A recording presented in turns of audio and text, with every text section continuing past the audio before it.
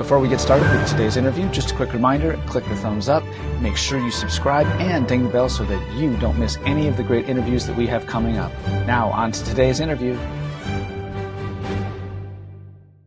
Welcome back, everybody. Today, my guest is composer Chee-Hwa Tan, and she has a lot of pieces on the New Federation Festival list. I'm so excited to talk to her today. Welcome, Chee-Hwa. Thank you. Next, I'd like to talk about your piece, A Place to Dream. And this piece has this really wonderful shifting between 4/4 time and 5/4 time. And I read online in another interview that you gave that you talked a little bit about how you were frustrated about this and had to stop and think about, wait a minute, does this really want to be solidly in 4/4 time? Or maybe it needs a little bit of extra time for reflection. And that was the decision you came to. Talk to us a little bit about composing this piece. So this is a piece that sort of had a mind of its own. It took over. I was wanting a reflective piece, and I was thinking about this feeling of never having enough time. Just always just rushing, even as a mom, as a teacher, and how I've been trying to learn to be more mindful and present. And I figured, well, other people probably experience the same thing. So I created it for this feeling. And I guess it just took over because as I played it, I kept thinking, I'm not playing this right. I'm waiting. So I put on the metronome. This is kind of funny. I put on the metronome and tried to metronomize myself, just like we do in life. And it didn't feel right. So then I thought, well, do I have to put a fermata over that's really not good artistic judgment. And then it occurred to me, wait a minute. I think it's actually got 5/4 in it. So I tried it with the metronome 5/4 and it worked just right. So like I said, the composition sort of lent to that. And I thought, oh, this is so true. We need that extra beat in life.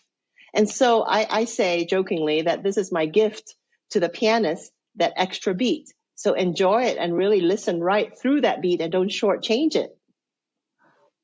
Oh, I love how you were so present in the time that you were composing this and were really paying attention to what this composition wanted to become. And it has turned out to be something that's really, really lovely and alluring in sound. What kinds of things should we be thinking about as we're learning this piece?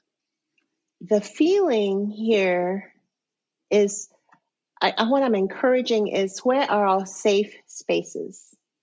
Where we can quiet ourselves, quiet our soul, really, to be present and just be more aware of how we are feeling. Just a little time for ourselves, because we are so, as teachers, we are so giving all the time.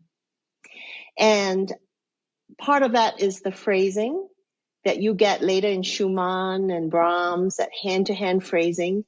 So, but to create that feeling is that pattern. So to be aware of that, to be aware that when you do have that extra time, you'll want to steal from it. You'll be thinking of all your to-do lists and I need to be somewhere else. And maybe it's not supposed to be that long, and to really it's better to actually sit longer than less. I would challenge people to try that. What's the worst that'll happen? You took longer. But I think in music, when you coach for performances, the tendency will be in performance to take too little time. But in our mind, it is too much time. It's kind of this whole sensory illusion thing. So for here, to just allow yourself to take that time, you can always pull back later. I love that invitation to be present and just to take a little bit of time. What a great reminder for all of us. Thank you, everybody, for being here. My guest today has been composer Chee-Hwa Tan, and her book is Once Upon a Journey, Book 1. It is available from pianosafari.com. Make sure you check it out. It is truly lovely. Thank you once again, Chee-Hwa. Thank you.